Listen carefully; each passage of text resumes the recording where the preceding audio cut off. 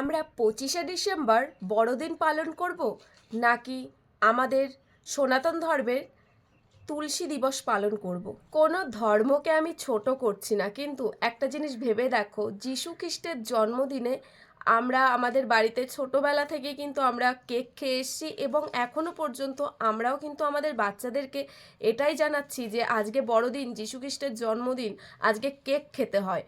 হ্যাঁ, আমিও আমার বাচ্চাকে দিয়েছি, কেক দিয়েছি, কিন্তু তার সাথে সাথে আমি কিন্তু এটা কখনো বলতে ভুলিনি যে 25শে ডিসেম্বর আমাদের কিন্তু তুলসী দিবস। হিন্দু জাতির এটা লজ্জা যে মহাপ্রভু আমাদের যেদিন জন্ম নিল সেদিন মাও জানলো না, বাবাও জানলো না, ছেলেও জানলো না। তাই বলবো, সব ধর্ম পালন করো এবং সব ধর্মকে সম্মান জানাও, শ্রদ্ধা জানাও, কিন্তু নিজের সনাতন ধর্মকে কখনো অস্বীকার করো না এবং সনাতন ধর্মকেও যথাযথ সম্মান দিতে শেখো। কজন জানে বলো তো আজকে তুলসী দিবস? সকলের মুখে মুখে শুনবে আজকে যীশু খ্রিস্টের জন্মদিন, আজকে কেক খেতে হয়, আজকে গির্জা যেতে হয়।